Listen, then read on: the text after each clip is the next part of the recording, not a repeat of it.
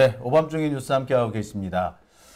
자, 매주 화요일 이 시간에는 이경 전 대변인과 함께하는 시간 마련해 놓고 있죠. 오늘도 이경 전 대변인 나와 계십니다. 안녕하십니까? 네, 안녕하세요. 개그를 추구하지만 다시 항상 다큐로 돌아오는 이경입니다. 그렇지만 전 오늘도 개그는 추구합니다. 네, 여러분들. 좀 어떻습니까? 좀 성공하셨나요? 아니요, 망했어요. 지금까지는. 많은 분들이 그러시더라고요. 시도하는 것은 기특하나 하지 마라. 안 맞다.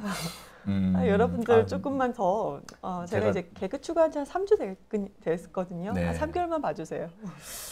그래도 네. 끈기 있게 한 3개월은 해보겠습니다. 네, 끈기 있는 이경과 함께하는 오밤중의 뉴스입니다. 네. 오늘은 돈 얘기를 준비하셨다죠? 다음 주에 저희가 명절 그쵸? 있죠. 명절이죠. 그래서 저 안 부르실 거잖아요. 못 부르지. 저 알바가- 추석날 부르면 안 되는지. 저 지금 명절 때 알바 갈 생각이에요. 알바요? 빨간 날 5일 정도. 닷새. 예. 네, 5일 알바 갈 생각입니다. 무슨 알바를 하시게요?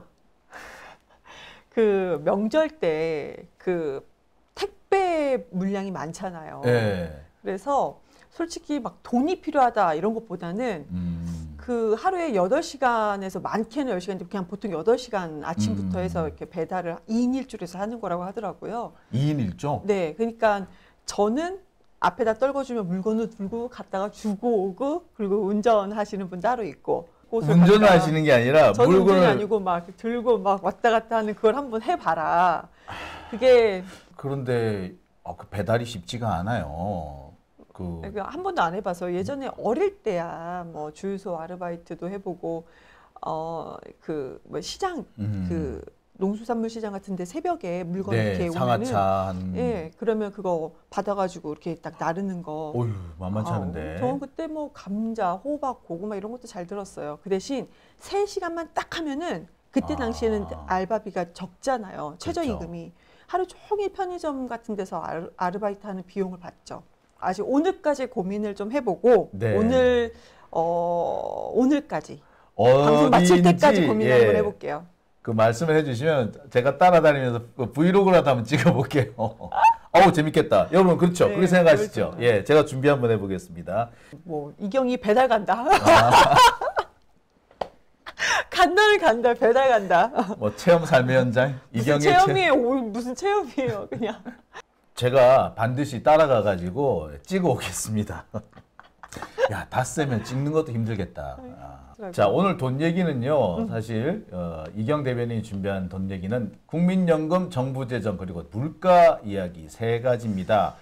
경제가 진짜 엉망이에요. 요즘 보면은. 저 국민연금 개혁안을 정부가 내놨어요. 그런데 이제 국민연금 개혁안 자체에서는 결론만 딱 말씀드리면은 원래 과거에는 우리가 논의가 되는 과정엔 그래 그 자금이 고갈된다고 하니까 국민연금이 우리가 많이 내고 나중에 많이 받자 이렇게 얘기가 되었는데 지금 윤석열 정부에서는 많이 내고 적게 받습니다. 이게 결론이에요. 이걸로 윤석열 정부 안에서는 이걸 논의가 다 끝내서 이게 이제 국회로 올 건데 통과는 당연히 안 되겠죠. 그런데 많이 내는데 적게 받는다고요? 그걸로 결론이 냈습니다. 네. 올해는 가겠네요. 근데 많이 내는 것도 누가 많이 내느냐도 중요한 문제잖아요. 아니 근데 이제 그것도 이제 연령별로 하는 것도 우리가 좀 얘기를 할 텐데 지금 현행에는 지금 9% 내요. 자기 급여 소득의 이제 9%를 국민연금으로 내는 거고 그런데 이거를 13%까지 단계적으로 올리겠다. 근데 그 전에 논의했던 것도 12%, 14% 논의가 되긴 됐어요. 그러니까 4% 포인트 정도 이제 상향 조정하겠다는 논의가 됐는데 문제는 뭐냐면은 나중에 그러니까 소득 대체율이라고 해서 네. 내가 국민연금 가입 기간 동안에 그 평균 소득 있죠. 네. 여기에서 몇 퍼센트를 받을 것인가. 그래서 현재는 지금 40% 정도 이제 받고 있어요. 그래서 정부에서 논의될 때는 2028년도까지 뭐 40% 기준으로 맞추어야 한다. 좀 내려야 된다. 지금 50대는 50% 정도 그렇게 되어 있거든요. 근데 이거를 42% 수준으로 찔끔 올립니다. 그리고 내는 것은 4%포인트 올려가지고 13% 내는 걸로 올렸어요. 글쎄 이제 또 뭐 다 같이 더 내고 더 내고 뭐 더 받고 하는 건 괜찮은데 지금 윤석열 정부는 보니까 약간 세대 간의 싸움을 붙이려고 하는 그런 느낌도 좀 그렇죠. 보이고요. 이거 자체 예. 통으로 봤을 때 이것도 아주 잘못된 거죠. 네. 왜냐하면은 저희 40%, 42% 이제 국민연금을 받는 걸로 했었는데 이거를 당초 논의됐을 때는 50% 국민연금을 받는 걸로 그냥 소득 대체율 50%로 받는 것으로 하고 4%포인트 올리는 거 우리가 그러면 인정해 주겠다라고 그렇게 논의가 됐는데 그걸 다 무시했잖아요. 네. 그런데 다 무시하고 4%포인트로 올립니다. 그러니까 국민연금을 내는 금액을 올린 거예요. 올렸는데 이거를 20대, 30대, 40대, 50대 이렇게 연령별로 끊어서 올리게 되는 거예요. 연령별로. 네. 그러니까 20대 같은 경우는 0.25%포인트씩 최장 16년에 걸쳐서 조금씩 올립니다. 그러니까 중간에 이렇게 쭉쭉쭉 계산하시면 돼요. 그럼 50대로 된다면은 네. 50대는 4년간 1%포인트씩 쭉 올려요.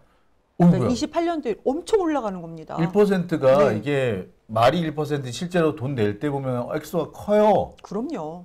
예. 어이씨, 50대 큰일 났는데. 그러니까 예를 들어서 내가 100만 원 월급, 100만 원 월급 받는 분은 없잖아요. 근데 계산하기 그쵸. 쉽게 표현하자면은 100만 원 월급을 받는다. 그러면 우리가 10,000원씩 그러면은 이게 계속 올라가는 거예요. 100만 원 기준으로 봤을 때 그것도 매달 10,000원씩이에요. 매달 10,000원씩. 네네. 그러네요. 그러면 1%가 오르는 게 아니라 1%포인트가 올라가는 거네요. 소득 기준으로. 네, 그렇죠.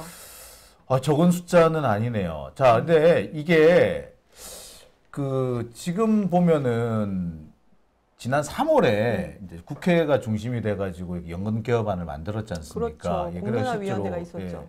법도 더 만들고 그랬었는데 그걸 윤석열이 그때 거부를 해버렸잖아요. 그때도 보면. 그때도 거부했었어요. 예. 네. 그때랑 일단 액수 차이는 별로 없는 것 같아요. 그러니까 그때 보면은 지금 현재 이제 9%포인트잖아요. 제가 아까 네. 말씀드린 것처럼 1안, 2안이 이렇게 있죠. 우리가 좀 올리자. 34%, 12%. 네. 그 대신 1안 같은 경우는 받는 게 50%, 그러니까 소득 대체율이 50%를 받는 거예요. 내가 국민연금에 가입한 기간 동안에 소득에 대해서 그 평균 소득의 50%를 나중에 이제 국민연금을 받는 거죠. 그런데 지금 저 때는 전체적으로 이제 야당에서도 같이 얘기가 나왔던 것은 1안이었어요. 14%, 12%포인트로 올리고 여기 13%포인트로 이제 올리고 14%로 올리고 우리가 그러면은 소득 대체율 50%를 맞추겠다라는 거였었죠. 그런데 지금은 그때 당시 논의한 것보다 훨씬 더 후퇴를 했습니다. 13 올리는 건 13%. 어허. 받는 거는 쬐끔해서 42%. 그러니까 1안과 2안과 또 맞지가 않습니다.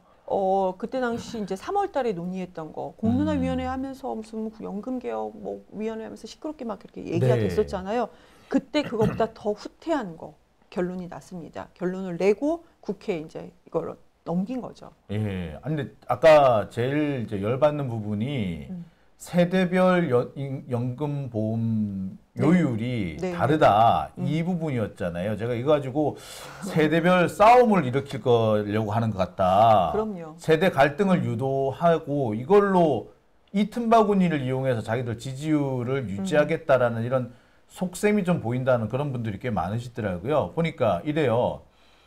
50대 연금 인상률하고 지금 20대, 30대 연금 인상률하고 4배 이상 차이가 나네요. 네, 그렇게 지금 이거를 그러니까 50대 같은 경우는 1%포인트씩 올리니까 4년간에 올리겠다라는 거예요. 근데 이게 문제가 뭐냐면 연령대를 이렇게 나눴잖아요. 그러니까 네. 50대는 1966년생부터 75년생이에요. 그럼 이게 생일 하루로 나뉠 수가 있잖아요. 네. 그럼 생일 하루, 그러니까 고작 뭐 1살 차이로도 이게 나눠지는 거고 그럴 생일 수도 하루 있겠네요. 차이로도 보험료 인상 속도가 완전히 달라지는 거예요. 0.5하고 1%면 이건 2배 차이가 난다는 거 아니에요? 50대가 그럼요. 되는 순간 갑자기 그럼요. 2배가 된다는 근데 얘기 그게 아니에요? 이제 하루 차이로도 그렇게 되는 거죠. 근데 여기 문제는 뭐냐면 우리가 사회보험의 기본 원칙 자체가 개인의 능력에 따라 보험료를 부담하는 거지 저렇게 연령에 따라서 부담하는 게 절대 아니거든요. 네. 그런데 이걸 다 무시하고 연령에 따라 자른 건데 이게 전 세계적으로 유례가 아예 없는 거예요. 저도 처음 들어봤어요. 네. 이런 얘기는 처음 들어봤고요. 어디서 이런 아이디어를 꺼냈나 하는 생각이 드는데 제일 화딱지 나는 게 50대는 제일 오랫동안 국민연금에 가입되어 있던 사람이에요. 그리고 그 완성된 형태의 국민연금을 최초로 수령하는 세대가 50대일 거거든요. 네, 그럴 겁니다. 근데 받을 무렵이 돼가지고 갑자기 연금을 이렇게 확 올린다 하면은 좀 억울할 것 같아. 그렇죠. 국민연금이 지금의 국민연금이 뭐 억울하죠. 근데 더 문제는 뭐냐면 50대면 자녀들이 오히려 이제 대학생이 되고 이제 왜 청년 실업 문제도 물론 심각하잖아요. 그럴 때 50대의 부모가 나의 부모도 보살펴야 되고 우리 자녀가 대학을 가거나 사회 진출하는 것도 도움을 좀 줄 수밖에 없는 그런 시기예요. 어떻게 보면은 거의 목돈이 많이 들어간다고 보면 되죠. 네. 그런데 고용주 입장에서는 해마다 1%씩 국민연금 보험이 올라가는 50대를 고용할 것인가. 그러면 반으로 0.5%씩 올라가는, 그러니까 고용주 입장에서도 반은 부담해야 되니까 부담스럽잖아요. 그렇죠. 그럼 50대 고용을 안 하게 되는 거죠. 한두 살 어린 40대 고용하는 게 본인들한테도 네. 생산성에서도 유리하다고 느껴질 그럼요. 것이고 급여나 다른 사회보험료, 그러니까 다른 비용 문제에서 훨씬 절감이 되니까 50대가 되면은 나가라. 자랑스럽게 이렇게 되겠네. 지금도 네. 물론 그래요. 아니 세계적으로 지금도 그래요. 지금도 50대만 되면 나가라 그래요. 그러니까 50대들이 기존에 있는 직장에서 나가서 새로운 직장을 다시 찾잖아요. 그런데 지금 이런 식으로 보험료를 인상 속도를 세대별로 이렇게 구분을 해놓아 버리면은 그 나간 50대가 솔직히 요즘 50대 얼마나 젊습니까? 그 50대가 취업이 되기가 50대. 상대적으로 매우 어렵습니다. 어렵게 되는 거죠. 근데 지금 보면은 그렇게 되면 그 50대가 취업이 안 되고 더 시간이 지나게 되면은 노인 빈곤 우리나라 상당히 취약하잖아요. 그러니까 이 시기 50대가 이제 자녀가 이제 막 독립을 하기 때문에 뭐 결혼 비용이라든지 이런 걸 글쎄 뭐 아무리 요즘은 뭐 자기들 부담을 많이 한다고 해도 아무래도 부모가 어느 정도까지는 도와줘야 되는데 이렇게 되면은 사실상 부모 역할을 못 하게 될 수도 있을 것 같아요. 어렵죠. 상당히 어렵죠. 지금 상당히 어렵고 아니 그러니까 우리가 막 이렇게 그러니까 이거에 대해서 정말 어렵게 논의하기보다도 쉽게 생각해봐서 왜 이게 세계 어느 국가에서도 시행하지 않는 제도인 것인지 그렇죠. 우리가 알면 돼요. 네. 이유가 어떤 게 있을까요? 아니 이런 거죠. 세대별로 나눠진 것들. 뭐 이런 얘기를 다 하는 거죠. 지금 저희가 지금 나눴던 이런 얘기. 각 세대별로 들어가는 여러 가지 이제 경제적으로 반드시 소비해야 되는 이유가 있는 거고 그때 네. 들어가는 자금의 규모라는 것이 있는데 그렇죠. 그 세대가 계속 그 고용을 유지를 해야만이 또 이게 또 연금 유지가 되는 거잖아요. 이런 거라든지 계산해 봤을 때 이렇게 하면 안 되겠다라는 거 아닙니까? 세대별로 나누어서 하루 차이 뭐 어떻게 보면 하루 차이 1년 차이로 세대별로 내가 그 이제 고용을 하기를 원할 때 고용주 입장에서도 이런 것을 나눠서 세대별의 어떤 서로 간의 경쟁 구도를 더 만드는 것들. 이제 지금 윤석열 정부 자체에서 저는 참 멍청한 제도를 시행한다고 생각을 합니다. 근데 이게 공무원들이 하기에는 딱 좋은 방식이에요. 공무원들의 문제 해결 방식. 이게 근데요, 지금 보면은 공무원도 공무원인데 전 공무원들이 이렇게 전무후무한 전 세계적으로 없는 것을 만들었을까? 이걸 윤석열 대통령이란 사람과 일부가 이거를 한 건 아닌가? 제가 솔직히 말해서 말씀을 드리면은 이 개혁안이 언제 나온 적이 있느냐면 일본이 우리보다 먼저 연령대로 나누는 거예요. 먼저 연금 문제를 겪었잖아요. 제가 기억하기로 한 12년 전쯤이었던 것 같은데 일본에서 이 개혁안을 냈다가 개박살이 난 적이 있어요. 일본에서 그럼 공무원이 아니네요. 일본이 냈던 거. 아니요. 그래서 한번 따라한다 아니에요? 자, 저보다 약간 윗세대, 살짝 윗세대가 되면은 네. 일본 거를 가져오는 걸 엄청 좋아합니다. 그래서 오죽했으면 번역 사무관이란 말이 있었어요. 네. 번역 사무관이 뭔지 아세요? 번역 사무관? 예, 당시 일본 그 제도를 다 번역해서 네, 일본어를 번역해가지고 일본 자료를 가져와가지고 한국말로 바꿔서 보고서 내가지고 그거를 정책으로 위반한다 하라고 해가지고 번역 사무관이라고 그랬어요. 아니 윤석열 정부에서 현재 59세 국민연금 의무 가입 기간을 64세로 늘린대요. 그러니까 방안을 지금 검토하고 있다고 하더라고요. 그러면은 우리 선배님이 약간 윗세대잖아요. 그분들 찬성하셔야겠네요. 이 역시도 일본에서 약 12년 전에 나왔던 안입니다. 아, 저는 일본에서 이걸 했다는 거는 몰랐는데, 아, 일본에서 이거를 먼저 시행을 해보려고 시도를 했다라는 네. 얘기를 들으니까 왜 지금 이렇게 멍청한 짓을 하는지 알 것 같습니다. 왜인 것 같으세요? 따라하는 거죠. 일본 하는 거 다 좋아 보이니까. 자, 근데 최근에 이 국민연금만큼 논란거리가 되고 있는 게 금투세잖아요. 네. 이 금투세 문제도 사실 국민연금이랑 생각 안 할 수가 없는 게 그 국민연금에 이렇게 재원이 고갈이 되면 네. 결국에는 이제 그 세금으로 메워야 되잖아요. 그러니까 그렇죠. 지금으로서는 우리가 이제 세금을 많이 세원을 많이 발굴을 하는 것이 중요하지 않습니까? 네, 네. 그래서 금투세 이게 그래서 나오는 것 같은데 종부세도 마찬가지고요. 근데 지금 금투세 왜 지금 말이 이렇게 많죠? 우선 금투세는 그 금융투자 소비세예요. 소득세. 아니, 소득세, 예. 금융투자 소득세. 그러니까 소득이 있는 곳에 우리가 세금을 그럼요. 부과하는 거죠. 이거는 당연한 겁니다. 당연한 거죠. 아주 당연한 거예요. 그런데 윤석열 정부에서는 이 금투세 자체를 폐지한다고 합니다. 그러면서 하는 얘기가 140만 그 투자자 모두가 되게 혜택을 볼 것이라고 얘기를 합니다. 금투세를 네. 그 그러면 폐지하면요. 우리가 잘 모르면은 많은 분들이 이렇게 생각할 거 아니에요. 주식을 하는 사람들의 인구가 140만 명이니까 1,400만 명인가요? 140만 명. 1,400만 예, 명이니까 예. 네, 1,400만 명이 그러면은 주식을 하면서 소득이 조금씩 있을 거 아닙니까? 네. 그럼 그 조금씩 있는 소득에 대한 세금을 내는 거구나. 그런데 윤석열 정부가 그 세금을 다 없애준대. 이렇게 오해하신 분들도 있어요. 야, 네, 정말 있습니다.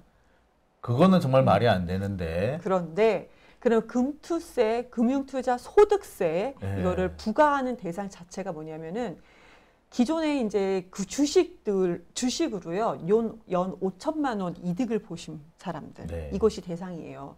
그리고 이제 주식 같은 것이 아닌 다른 것들로 250만 원 이상 그러니까 금융으로요 주식이 아닌 금융투자로 250만 원 그 이득을 본 사람들 이 사람들이 대상인데 근데 모두 그러니까 주식 투자로는 연 5천만 원 이상 이득을 봐야 돼요. 그렇죠. 근데 이게 네. 그냥 말 그대로 개미 투자자들이 연 5천만 원이면 매달 500만 원씩 그 이득을 봐야 되거든요. 그렇죠. 그냥 투자 금액 빼고 그냥 내가 이득 금액만.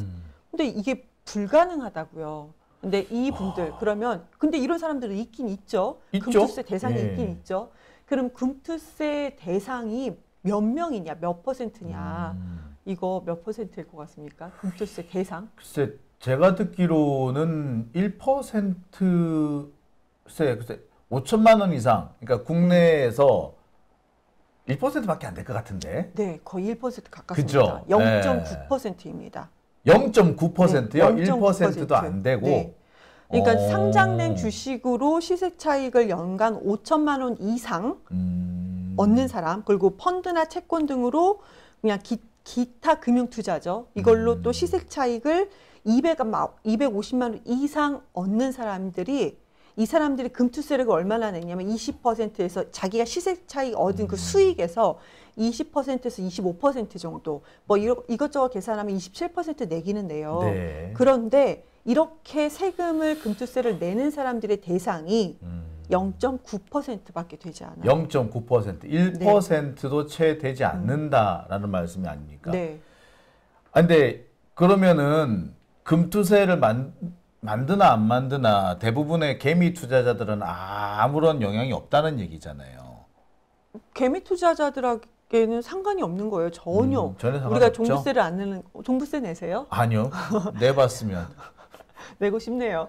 종부세를 안 내는 저희들처럼 금투세도 마찬가지입니다. 그러니까 주식 투자를 하는 1,400만 명의 이제 투자자들 중에서 0.9%만 금투세 대상이다. 나머지는 상관이 없다. 그런데 대통령실에서 이제 워딩으로 말씀드릴게요. 대통령실 워딩이에요. 국민 대다수가 금투세 폐지를 동의한다. 라고 워딩이 나왔습니다. 그리고 금투세가 주가 하락의 원인이다. 이렇게 얘기를 한 거예요. 그러니까 왜 국민 대다수가 동의를 하냐면은 네. 자, 금투세를 낼 정도면 주식을 활발하게 한다는 사람이잖아요. 그렇죠. 근데 금투세를 김건희 같은 사람들이죠. 네.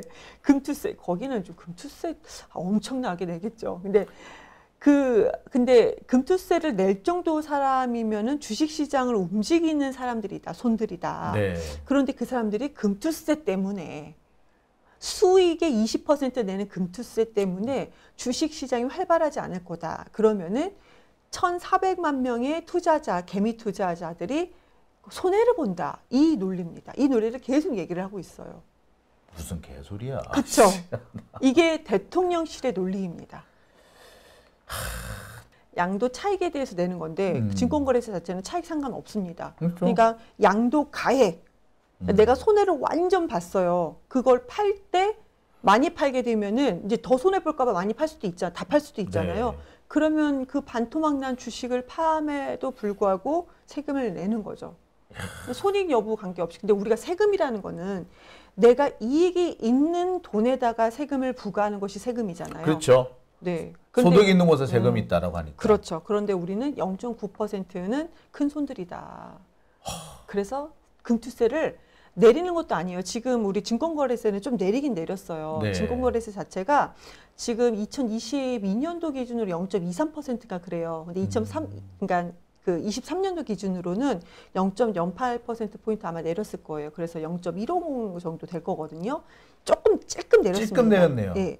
그러니까 증권거래세는 찔끔 내렸어요. 내가 이 손해를 봐도 파는 때 내는 세금은 찔끔 내렸는데 너무 웃긴 게 금투세는 그 큰 돈을 이익을 보는 사람들 금투세는 아예 폐지하자라는 거예요. 그러니까 그게 무슨 말이 제일 답답한 부분이 이런 거예요. 그러니까 종부세 폐지하자고 난리치는 사람들이나 금투세 폐지하자고 난리치는 사람들이나 결국에는 부자 감세를 해주자는 얘기밖에 안 되는데 그 부자 감세를 해준 그래서 빵꾸난 세금은 누가 메꾸느냐?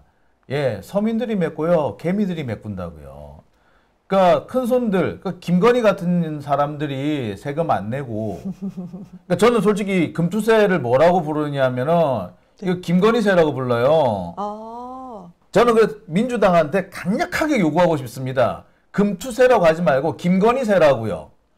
김건희세라고 해야 됩니다. 이건 김건희세예요. 에? 그래서 더 열받는 것은 민주당 국회의원들 중에 금투세 폐지하자고 하는 국회의원들 보면서 솔직히 가서 나 멱살 잡고 싶어. 아, 민주당 국회의원 중에 금투세 폐지하는. 네, 이현주하고 전용기 두 사람이 그러고 있더군요.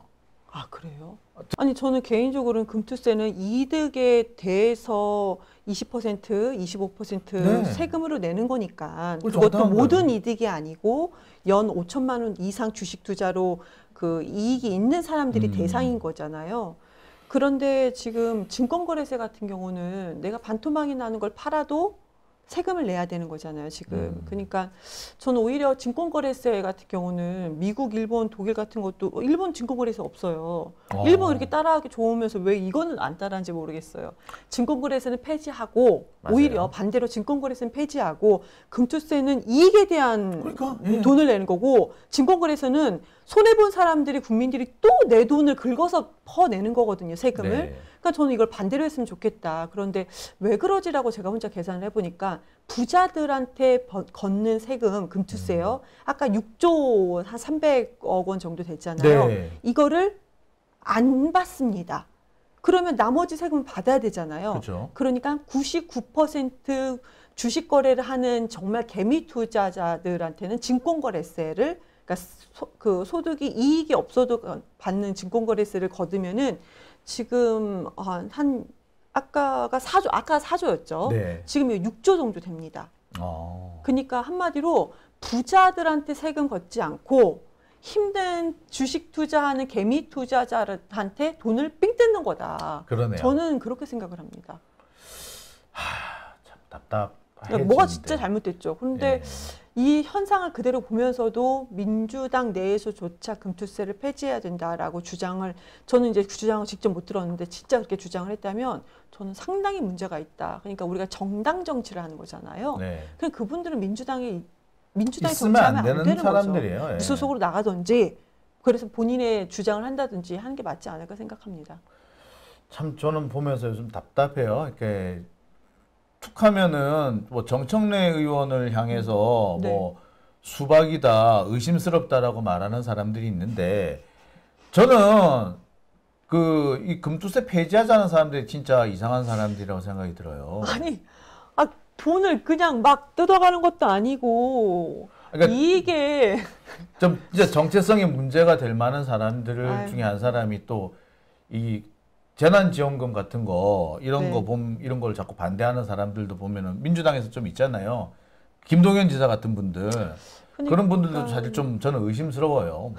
많이 의심스러워요. 아니, 우리가 언론에서 그러니까 그러니까 긴급 지원금 같은 거 네. 이거를 근데 언론에서 현금 25만 원 뭐 지원한다 하는데 이거 완전히 잘못된 거죠. 지역 화폐예요. 그러니까 지역 화폐요. 그 현금 얘기는 아무리 아닙니다. 얘기를 해도 못 알아들어요. 지역 화폐예요. 지역 화폐 받았는데 안 쓸 수도 있어요. 지역 화폐입니다. 그런데 김동연 지사께서는 왜 그러는지 모르겠어요. 이게 전형적으로 모피아식 사고예요. 모피아.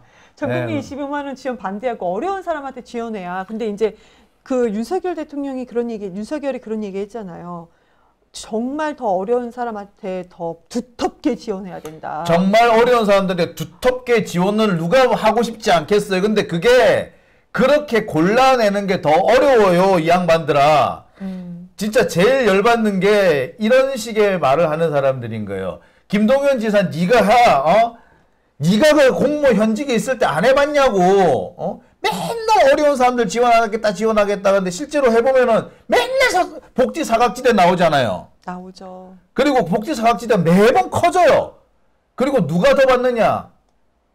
이 법과 절차에 그리고 서류의 사각지대를 이용해 가지고 오히려 있는 사람들이 돈을 받아요. 그 사람들이 혜택을 봐요. 여러분 맞아요. 당장 여쭤보고 싶은 게 지금 뭐 전국적으로 보면은 그 영구임대주택이 있잖아요. 네네. 영구임대주택은 일정 수준 이상의 소득을 가진 사람들한테만 갑니다. 그리고 네. 일정 수준 이상이 되면은 그 집을 놓고 나가야 돼요. 근데 가보세요. 영구임대주택인데 주차장에 벤츠가 줄줄이야. 아, 맞아요. 아니, 연비 생각 않고 차를 구매할 수 있는 사람들. 예, 어떻게 영구임대주택에서 그런 분들이 계실 수 있죠? 그러니까요. 그런 혜택을 다 뽑아가는 거죠. 예. 아는 놈들이 도둑놈들이라고 도둑질한다고. 자, 이게 뭘 말하느냐? 어려운 사람들 먼저 지원해 줘야 된다. 두텁게 지원해 줘야 된다. 말은 좋은데 그게 안 된다는 게 문제인 거예요. 아니 우리 뭐 조선이나 동아에서 뻔한 얘기지만 막 이런 사설을 내요. 전국민 25만 원 비판하는 사설을 내면서 국가 재정을 악화시킨다. 그런 뭐 말도 안 되는 얘기를 하고 지역화폐 국고 지원 의무화하는 것은 밑빠진 독에 물 붓기다. 뭐 이런 식으로 그것도 되게 양호한 것만 제가 가져온 겁니다. 이렇게 얘기를 하고 있습니다. 그런데 이런 관점으로 보시면 될 것 같아요. 지역 화폐를 한다는 것은 그 지역에서 백화점이나 대형마트 못 쓰는 거잖아요. 네. 지역에서만 활용하는 건데 그걸 누구한테 씁니까? 그 지역 지역에서 쓰죠. 소상공인한테 씁니다. 그렇죠. 그러니까 입장을 쓰는 소비자 입장에서 말고 받는 소상공인 입장에서 보면요. 지역 화폐가 들어오면은 그 지역 화폐를 소상공인이 받아서 내가 오늘 나의 장사가 활발하게 되는 거거든요. 그럼요. 이게 경제 활성화가 된다라는 개념을 보셔야 되는 건데 아니 그러면은 재벌한테 이거 지역 화폐를 왜 주냐 이러잖아요. 네. 그럼 그 재벌 지역 화폐 받으면 백화점 가서 못 써요. 대형마트 못 씁니다. 고급 레스토랑 가서 못 써요. 네. 전통시장 가야 되고요. 지역 소상공인한테 써야 됩니다. 맞아요. 지역 그렇게. 슈퍼마켓 가야 돼요. 네. 그겁니다. 어차피 그 사람들 비싼 데서 쓸 거 아니에요. 이거 지역 사람들한테 지역 그 소상공인 지역 자영업자들한테 사용할 수 있도록 해서 그 지역 경제를 활성화하자라는 개념으로 보면은 지역 화폐가 저는 맞다고 봅니다. 그런데 이거를 마치 언론에서도 그러니까 현금이라는 표현을 하잖아요. 국민의힘이나 정부에서도 현금 25만 원이라고 합니다. 그리고 김동연 지사도 보니까 모르겠어요. 그 언론에서 워딩을 그렇게 땄는지 모르겠지만 현금 25만 원이라고 하면서 김동연 지사의 얼굴을 대고 이렇게 얘기를 합니다. 그래서 이거는 안 된다라고 얘기를 하는데 근데요. 이게 효과가 없다라고 계속 얘기를 하잖아요. 효과 없다. 효과가 있었잖아요. 우리는 효과를 분명히 봤습니다. 분명히 봤는데 네. 아니 이거는 체감을 했어요. 전부 다 사람들이. 그럼요. 특히 자영업자들은 이 민생지원금 이게 나오면서 한 서너 달 동안 거의 그 추석 명절이나 설 명절과 같은 그런 효과를 봤다 그러거든요. 네. 그래서 특히 이제 설 명절 끝나고 그다음에 추석 명절 올 사이에 약간 좀 공백기가 있는데 그 시기에 이 그 지급이 딱 되니까 민생지원금 효과 끝날 때쯤에 추석 그리고 추석 명절 영향 끝날 때쯤에 연말 그러고 난 다음에 추석 다시 설날 이렇게 되면서 1년 내내 경제가 괜찮았어요. 우리 보면은 지금 긴급재난지원금 효과가 그때 코로나19 때요. 긴급재난지원금 받은 것이 뒤에 거거든요. 혹시 네. 볼 수 있나요? 예. 네네. 이게 효과가 있었다라는 거가 우리가 이미 나왔어요. 경기도하고 전국 평균이 나왔는데 그 경기도 재난기본소득이 지급이 됐을 당시에 저렇게 우리가 그래프만 봐도 아 이게 효과가 있구나라는 것을 우리가 이미 언론에서 다 나왔던 겁니다. 네. 네. 아니 너무 객관적으로 숫자가 딱 나왔는데 제가 일부러 저걸 숫자가 딱 있는 거를 가져와서 보여드리는 겁니다. 숫자적으로 우리가 이미 다 경제 활성화 효과가 있다는 것을 우리가 이미 알고 있습니다. 그런데 지금은 저런 걸 꺼내지 않고 무조건 효과가 없다라고만 그래요. 그러면은 지금 전 국민한테 여론조사를 한번 돌려봅니다. 전 국민 그러면 25만 원 민생지원금, 그러니까 지역 화폐를 줍니다. 이랬을 때 지금 효과성이 있을까? 근데 이 여론조사에 참여하는 많은 국민들은 이미 코로나19 그 긴급재난지원금에 대한 효과를 보신 분들이거든요. 그렇죠. 네. 그분들의 여론조사를 보면은 이미 효과가 있다라고 말씀하신 분들이 50%가 넘어요. 53.3%, 50%가 넘습니다. 네. 아니 그리고 이것도 저는 우리가 부채, 국가 부채 이렇게 얘기를 많이 하잖아요. 국가 네. 채무. 국가 채무를 많이 하면서 이게 지금 현 윤석열 정부에서 항상 하는 얘기가 문재인 정부 때 국가는 완전히 빵꾸 내고 비워가지고 우리한테 줬다라고 얘기를 해요. 그 본인들이 근데 문재인 정부 때는요. 거의 3년 가까이 코로나를 겪었던 정부였어요. 어쩔 수 없는 상황도 있었고. 그런데 그때 당시 문재인 정부 때는 그래도 경제 회복률이 우리나라 상당히 높았던 편이죠. 그렇죠. 그러면 지금은 코로나 팬데믹도 아니고 그럼 윤석열 정권이 우리가 접어든 지 2023년도니까 지금 2년이 넘었잖아요. 네. 그러면은 올라가야 되는 거 아니겠습니까? 이제 올라가야죠. 근데 국가 채무가 GDP 대비 50%가 넘었어요. 지금 2023년도 기준으로요. 예. 네. 아니 국가 채무가 지금 50.4% 네. 올랐네요, 오히려. 근데 지금 21년도에서 그럼 22년도부터는 이제 회복이 돼야 되잖아요. 그렇죠. 근데 22년도 GDP 대비 국가 채무가 이거 연합 자료거든요. GDP 대비 49.4%. 지금 23년도에는 50.4%입니다. 이거에 대해서 어떻게 얘기할 겁니까? 이러면서 정말로 국민이 1%, 종부세 1%, 금투세 1% 이런 부자 감세를 계속하고 있습니다. 근데 서민들이 잘 몰라요, 문제는. 그러니까 모르겠어요. 오늘도 제가 설명을 좀 너무 어렵게 한 건가. 왜냐하면 이게 돈 얘기는 또 숫자 얘기를 안 하면은요. 이게 우리가 무슨 거짓 선동을 하는 것 같이 보여서 오늘은 일부러 제가 좀 감정을 좀 배제하고 냉철하게 개그를 좀 배제하고 숫자로 이렇게 따박따박 좀 설명해 드리려고 노력을 했는데 그냥 근데 많은 분들이 이걸 아셔야 될 것 같아요. 정확하게 숫자로만 얘기를 했어도 지금 윤석열 정부에서는 이렇게 진짜 잘못된 운영을 하고 있구나. 국가 운영을. 이거를 많은 분들 이번에 명절에서 식사를 하시면서 이 얘기를 좀 나눴으면 좋겠다라는 생각이 들어서 이렇게 얘기를 했습니다. 근데 최근에 그거 있었잖아요. 경호시설, 퇴임 후 경호시설. 그러니까 윤석열 대통령 퇴임 후 경호시설 금액 자체가 이제 139억 원이 투입이 된다. 그런데 문재인 정부 때 62억 원이거든요. 그럼 2배도 넘잖아요. 넘죠. 아무리 물가가 올랐다 하더라도 이렇게 할 수는 없어요. 전 지금도 딱 기억나는 것이 노무현 대통령 퇴임하실 때 아방궁이라고 했잖아요. 그때 그 사저 가격이 그 당시 가격으로 12억인가 그랬어요.